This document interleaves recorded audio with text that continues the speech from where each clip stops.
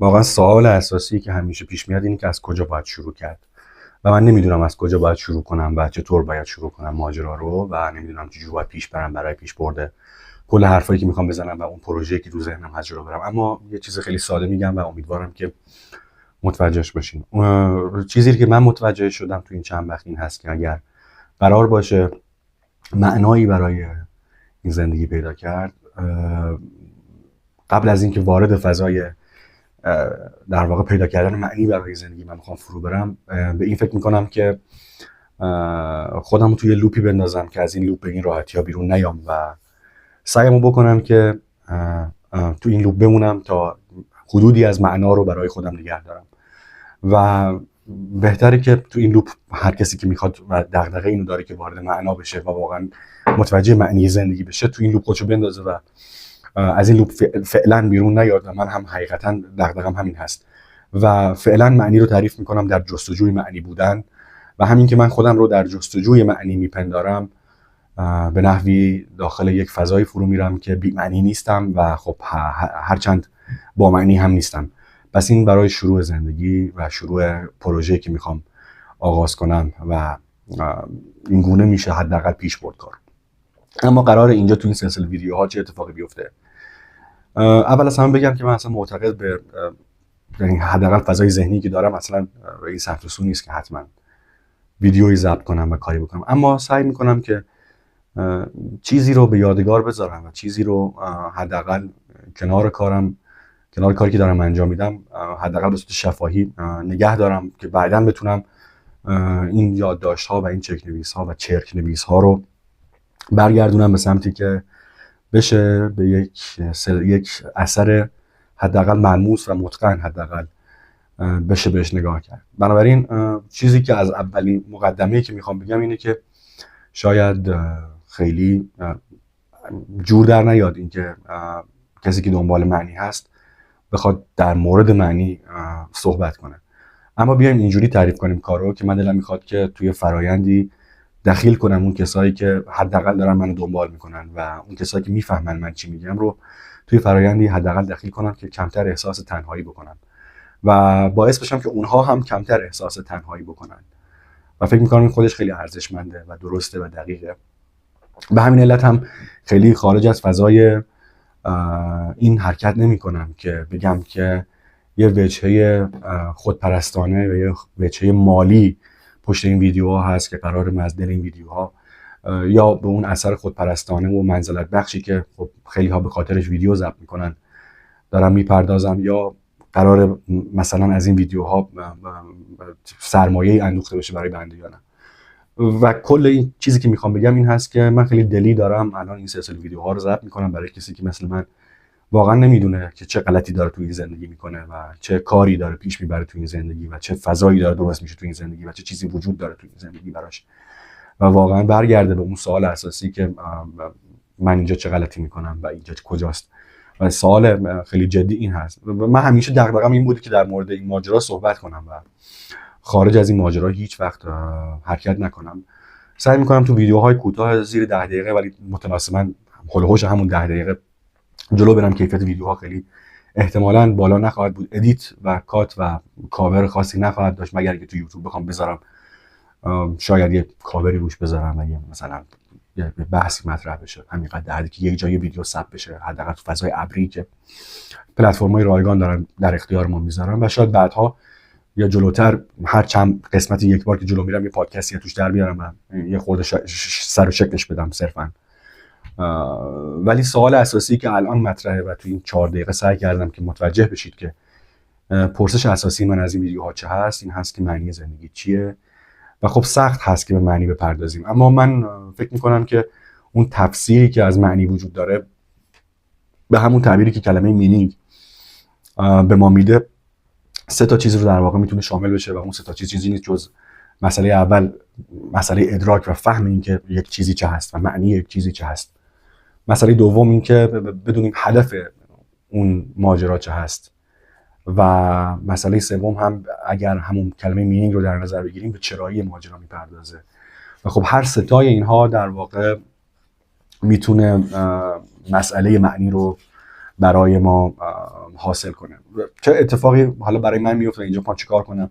اینکه معنای زندگی به اون تعبیری که شاید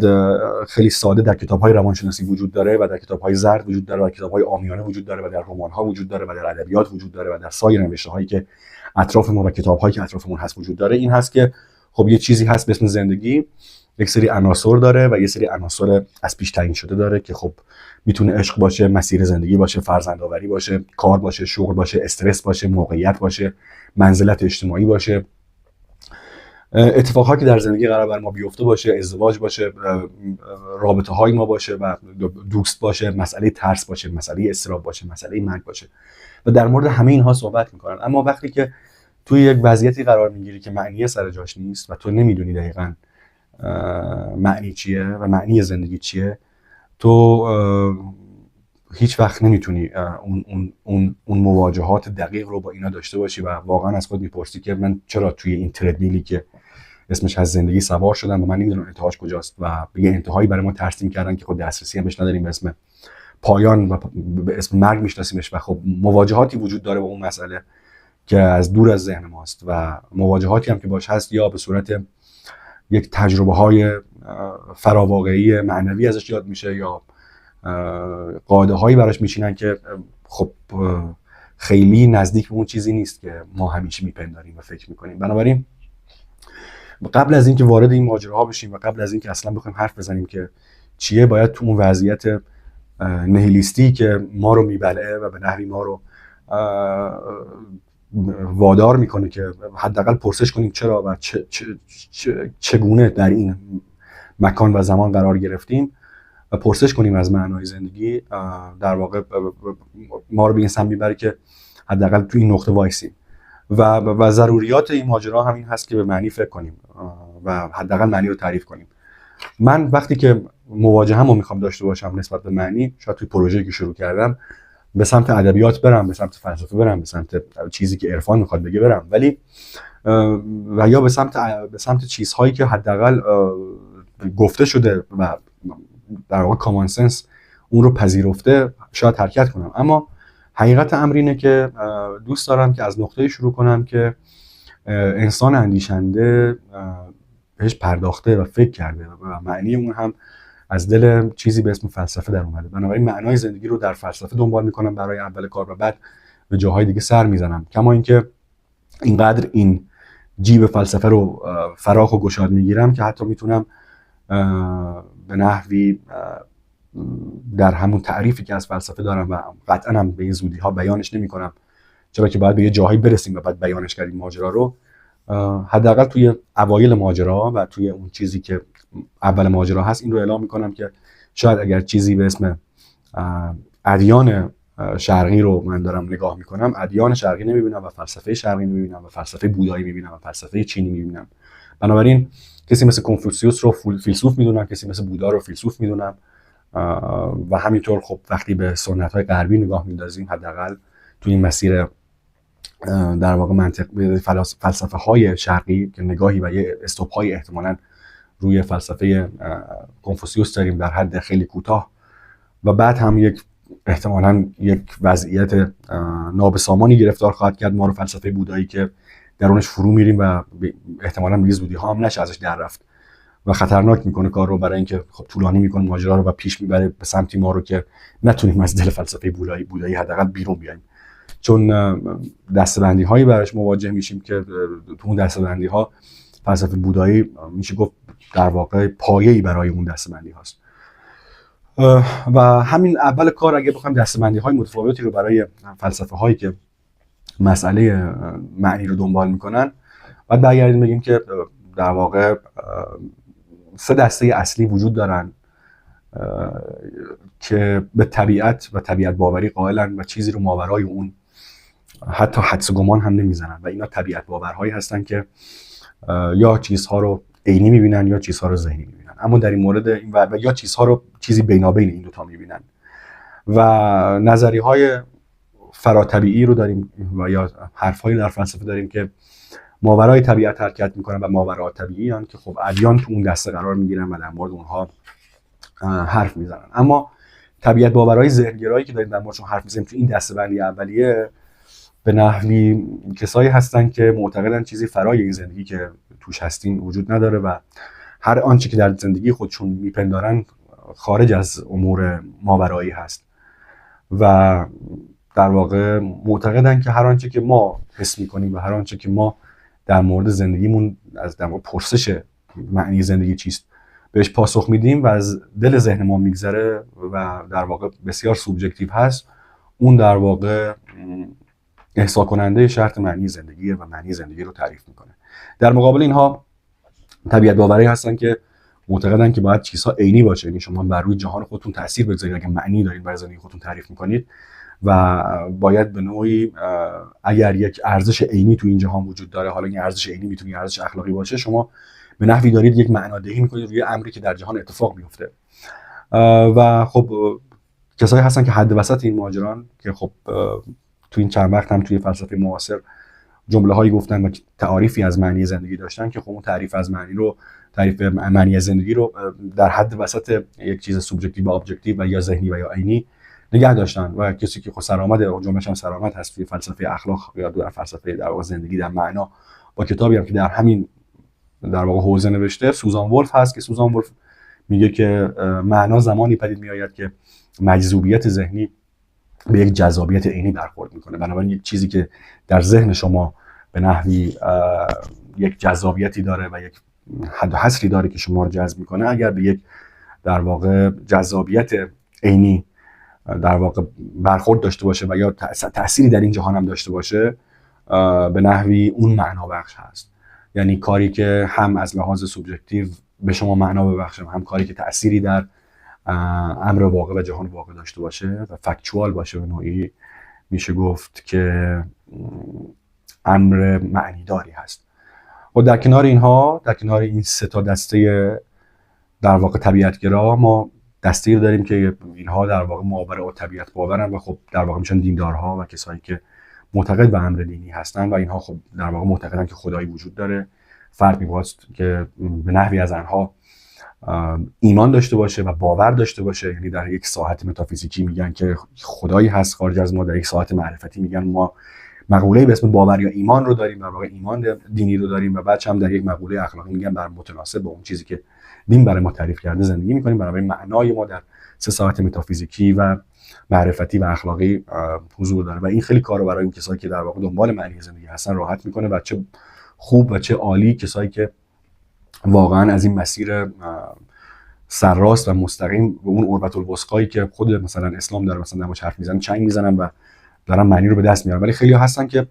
کما اینکه شاید ایمان داشته باشن به یک حوزه متافیزیکی و یا حوزه ماوراتبیعی،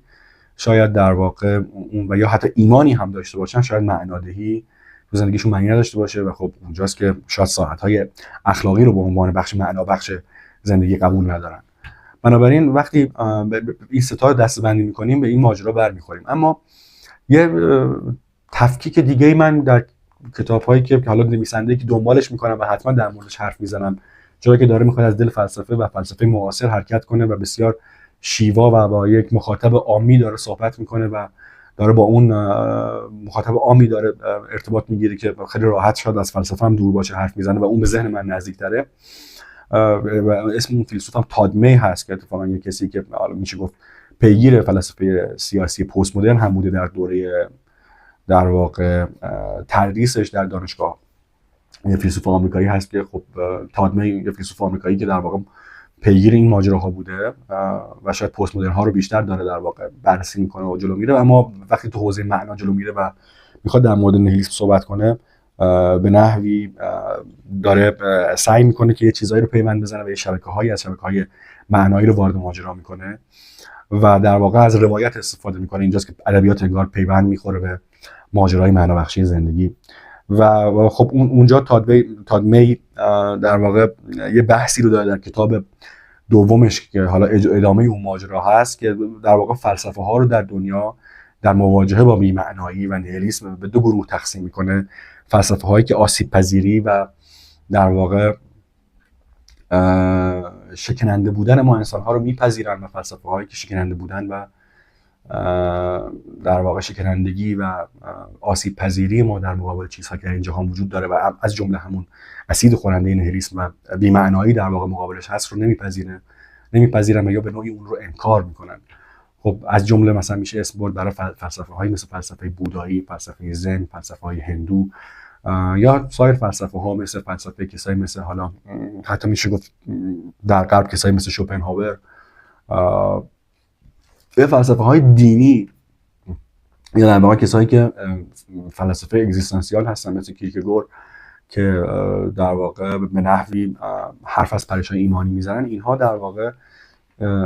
ناآسیب پذیرن و منکر آسیب پذیری حتی بعضی موقع ها میشن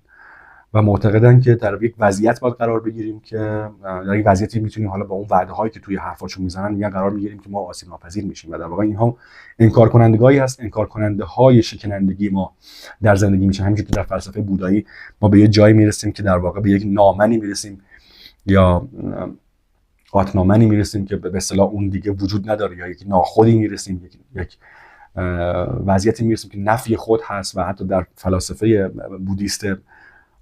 متأخر و همینطور در کسایی که در این اواخر یعنی در واقع میشه گفت بودیست های مدرن حتی حرف از این هست که در واقع به نحوی دیگه اون خود و اون سلف وجود نداره، کما اینکه حالا در ماجراهای بودایی سنتی هم به این تأکید وجود نداره این مسئله و حتی مثلا در فلسفه چینی مثل حالا تائو ته چینگ در واقع و فلسفه تائو، اینو تائو ته چینگ در واقع درش وقتی میخونی تائو ته چینگ رو متوجه ماجرا میشی که انگار در یک وضعیت در واقع انکاری قرار گرفتی که انگار چیزی بر تو افاقه نمیکنه و تو این شکنندگی خودت رو حس نمیکنی و در یک وضعیت نامنی قرار میگیری، در واقع نو سلفی قرار میگیری که این وضعیت تو رو در واقع از بی‌معنایی دور میکنه. و در کنارش فلسفه‌های آسیب پذیری وجود دارن و فلسفه‌هایی که منکر نمیشن و میپذیرن، فلسفه‌های پذیرنده‌ای در مقابل آسیب پذیری وجود دارن که میگن باید پذیرفتش و معنا بخشی رو از دل این ماجراها در آورد. و خب ما میبینیم مثلا در همین اواخر در ادبیات عام کسایی مثل اروین یالوم به خصوص در بحث‌های نمیدونم نسل‌های بعدی روانکاوی یا لوگوتراپی یا معنا درمانی بحث رو مطرح میکنن که به نحوی چیز وجود داره، به نحوی این ماجرا وجود داره که ما باید این آسیب پذیری خودمون رو مثلا در مقابل مرگ یا در مقابل معنای زندگی بپذیریم. و بنابراین این دسته‌بندی دو تا دسته‌بندی رو تو ذهنمون میتونیم نگه داریم که یا ما طبیعت باور هستیم یا ناطبیعت باور. و اگه طبیعت باوریم به صورت سوبژکتیو یا ذهنی داریم در واقع میپذیریم ارزش‌ها ما ارزش‌های درونی هستن و از درون همون سوژه‌ای که من باشم داره میگذره، یا معتقدیم ابجکتیوه و میگیم باید در این دنیا تأثیری بگذاریم، یا در واقع اونجوری که سوزان ولف میگفت مجذوبیت ذهنی باید به جذابیت علمی برخورد کنه و در یک حد وسطی وجود داریم، یک وضعیت ابجکتیو سوبژکتیو ابجکتیوی وجود داریم که اونجا وجود داریم، یا در مقابلش در ماورالطبیعی باورهایی هستیم که در خلال این ماجراها به خصوص در ادیان ابراهیمی معتقد هستیم به یه برنامه‌ای که برامون تدوین شده و اون برنامه رو میپذیریم و خب راه آسان‌تری هم هست پذیرشش و میتونیم بر اساس اون منتخبات اخلاقی و دستورات اخلاقی عمل کنیم و معنا بخشی کنیم به زندگی خودمون. اما در واقع دسته‌بندی دومی رو معرفی کردیم در همین ویدیو. حالا در این چند دقیقه‌ای که من شگم صحبت کردم دسته‌بندی دوم در مورد حرف می‌زد که ما در مقابل این بی‌معنایی که در حضور ما در واقع در ذهن ما حضور پیدا می‌کنه و در وجود ما حضور داره، در این بی‌معنایی یا خودمون رو به نحوی آسیب ناپذیر میپنداریم و یا آسیب پذیر. در وضعیت انکار آسیب پذیری یک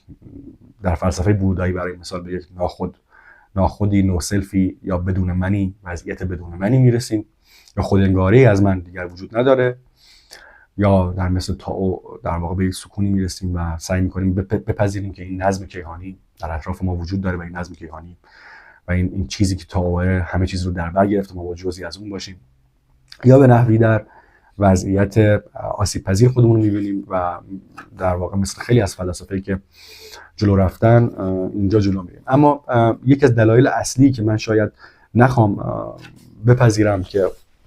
معنا از قبل چیزهایی که از پیش برای ما تعریف شده وجود داره و خودم رو در یک فستیوال بی‌معنایی بزرگ میبینم این هست که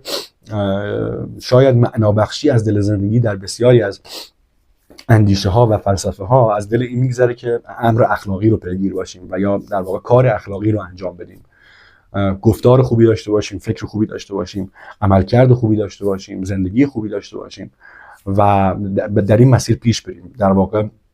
یک امر اخلاقی ایجابی در کنار یه سایر امور اخلاقی سلبی که این کارو نکن، این کارو انجام نده. ولی صرف این که ما فقط قواعدی رو داشته باشیم و یا بپذیریم و قواعد رو بسازیم، مثلا اگر مثلا اخلاق کانتی مثلا در این وسط وجود داشته باشه، با اون اخلاق کانتی بپذیریم که در واقع من سوژه میتونم قوانین رو تعریف کنم و اون قوانین در واقع شامل این میشه که من وظایف اخلاقی داشته باشم که اون وظایف اخلاقی بنا به اون چیزی که من دارم از جهان تفسیر میکنم و پدیده هایی که دارم در جهان میبینم بر اساس اون یک رویکرد اخلاقی داشته باشم و یک عملکرد اخلاقی داشته باشم. اما داشتن رویکرد و عملکردهای اخلاقی نمیتونه معنا بخشی رو در زندگی برای ما به وجود بیاره. ما صرفا از این سری از قواعدی که حالا از پیش تعریف شده یا اونها رو تعریف داریم میکنیم در دو حالت متفاوت داریم تبعیت میکنیم و در واقع معنا بخشی وجود نداره به اون سهمی که ما دلمون میخواد در واقع معنا بخش باشیم یا معنا بخشی برای ما وجود داشته باشه. بنابراین وقتی داریم در این مورد حرف میزنیم، شاید بزرگترین دغدغه من این هست وقتی که میخونم چیزها رو، به خصوص وقتی فلاسفه باستانی رو نگاه میندازیم، چه از کنفوسیوس گرفته، چه سقراط، چه حتی خود ارسطو، ما میبینیم که اینا مسیرهای زندگی رو یک مسیر خودشکوفایی در نظر گرفتن که از مسیری اخلاقی میگذره. ولی برای من انسان معاصر و مدرن این قابل اعتنا نیست وقتی که میبینم که سر صبح در مترو